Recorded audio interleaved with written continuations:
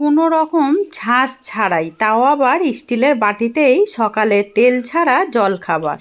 খুবই কম সময়ে কম উপকরণে কত সুন্দর জালিদার হয়েছে দেখুন। নমস্কার বন্ধুরা, কাজল ভিলেজ কিচেনে সকলকে স্বাগত জানাই। রোজকার মতো আজও রান্নাঘরে চলে এলাম। আজকের রেসিপি প্রথম থেকে লাস্ট পর্যন্ত দেখতে থাকুন।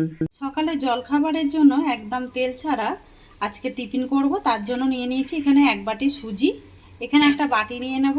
এই সমস্ত সুজিটাই আমি বাটির মধ্যে দিয়ে দেব। বেশ বড় মতো বাটি রয়েছে, মানে এক বাটির থেকে একটু অল্প কম। তো এখানে দেখতে পাচ্ছ আমি যতটা সুজি নিয়েছিলাম তার থেকে অর্ধেক নিয়েছি টক দই। তো এবারে দইটাকেও আমি এর সঙ্গে দিয়ে দেব। ওই বাটিরই দিয়ে দেব হাফ বাটি জল। মোট এক বাটি এর মধ্যে আমি উপকরণ দিয়ে দিলাম। এবারে সমস্ত উপকরণগুলোকে একটু চামচ দিয়ে এইভাবে মিশিয়ে নেব। সমস্ত উপকরণগুলোকে খুব ভালো করে মিশিয়ে নিলাম। এবারে এটাকে আমি ঢাকা দিয়ে দেব 10 মিনিটের জন্য, তাতে করে কিন্তু সুজিটা ভালোভাবে ফুলে যাবে। 10 মিনিট সুজিটাকে ভিজিয়ে রেখেছিলাম। ভেজানোর পরে দেখতে পাচ্ছ সুজিটা কতটা নরম হয়ে গেছে। এবারে আমি এখানে নিয়ে নেব একটা মিক্সির মধ্যে সমস্ত ভিজিয়ে রাখা সুজিটা আমি এর মধ্যে দিয়ে দেব। একবারে তো হবে না, এটা দুবার ধরে আমি এইভাবে মিক্সিতে দিয়ে আমি বেটে নেব। অল্প একটু 2 চামচের মতো দিয়ে দেব জল। এবারে মিক্সির ঢাকাটা দিয়ে আমি খুব ভালো করে বেটে নেব। খুব ভালো করে সমস্ত উপকরণগুলোকে আমি মিক্সিতে দিয়ে বেটে নিয়েছি। তো দেখতে পাচ্ছ বাটাটা ঠিক এরকমই হবে। এবার আমি ঢেলে নেব। আগে একবার বেটে নিয়েছিলাম, বললাম একবারে হবে না। এবারে এর মধ্যে আমি কিছু আগে উপকরণ দিয়ে দেব। তো এখানে দেখতে পাচ্ছ একটা গাজরকে এইভাবে আমি গ্রেট করে নিয়েছি। এখানে ক্যাপসিকাম নিয়েছি, একটা পেঁয়াজকেও ছোট্ট ছোট্ট করে একদম কিমার মতো করে টুকরো করে নিয়েছি। এবারে এই সমস্ত উপকরণগুলোকে আমি এর মধ্যে দিয়ে দেব। এতে করে একদম খেতে টিফিনটা অন্যরকম স্বাদ আসবে।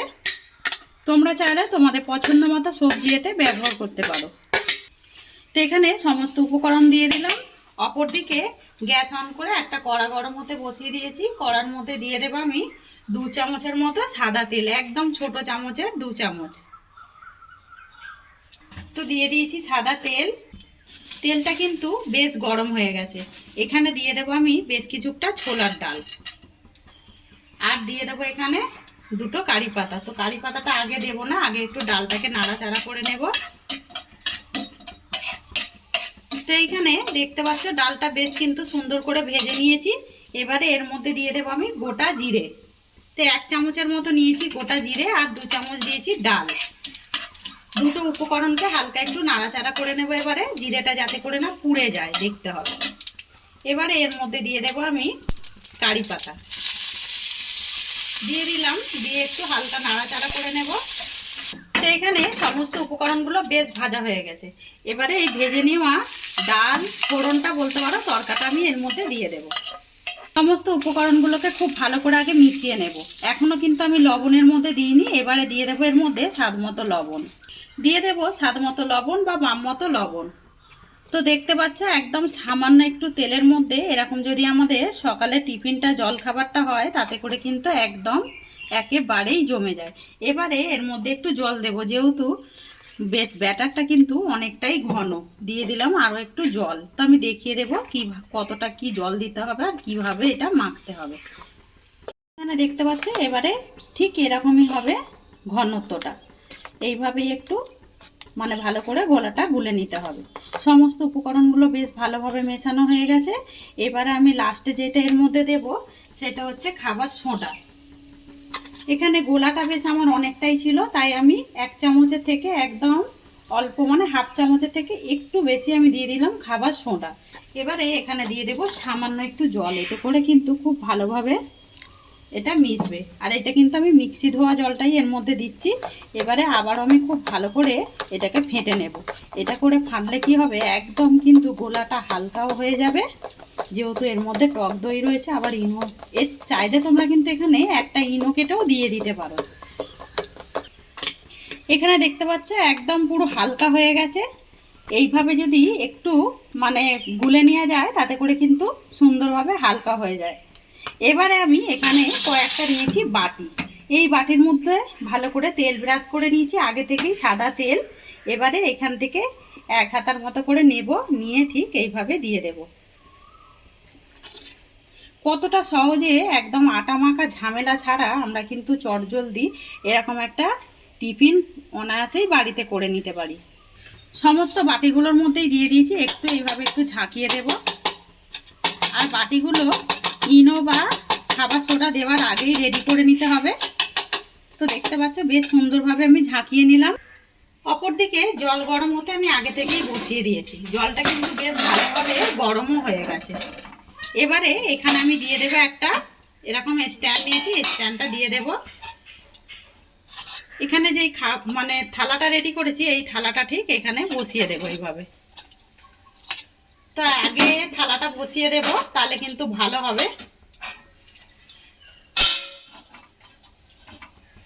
এবারে সমস্ত বাটিগুলোকে আমি রেডি করে নেওয়া বাটিগুলো এর মধ্যে বসিয়ে দেব। আর দেখতে পাচ্ছ এখানে কিন্তু সুন্দর করে বাটিগুলো বসিয়ে দিয়েছি। এবারে এটাকে ঢাকা দিয়ে দেব একদম 2 মিনিটের জন্য। 2 মিনিট পর ফিরে এলাম। তো ওপর থেকে দেখতে পাচ্ছ আমি আরও একটা বাটি কিন্তু বসিয়ে দিয়েছি, কার কত সুন্দরভাবে দেখুন বাটিটা হয়েছে। এবারে কত সুন্দর ফুলেছে সেটা একবার দেখুন, টিফিনগুলো কত সুন্দর দেখতে হয়েছে। এবার একটু হাত দিয়ে দেখে নেব, সত্যি একদম ভালোভাবে হয়ে গেছে। একটু কাঠি দিয়েও দেখে নেব। তো দেখতেই পাচ্ছ একদম কিন্তু হয়ে গেছে। কোনো রকম চাল ভেজানো ঝামেলা ছাড়া আমরা যদি এরকম একটা টিফিন করে নিতে পারি আর খুবই তাড়াতাড়ি, তাহলে কিন্তু খেতে সকালে টিফিনটা দারুণ লাগে। সমস্ত বাটিগুলোকেই নামিয়ে নেব। এখানে কয়েকটা আমি আরও বাটি রেডি করে রেখেছি, এই বাটিগুলোকেও বসিয়ে দেব।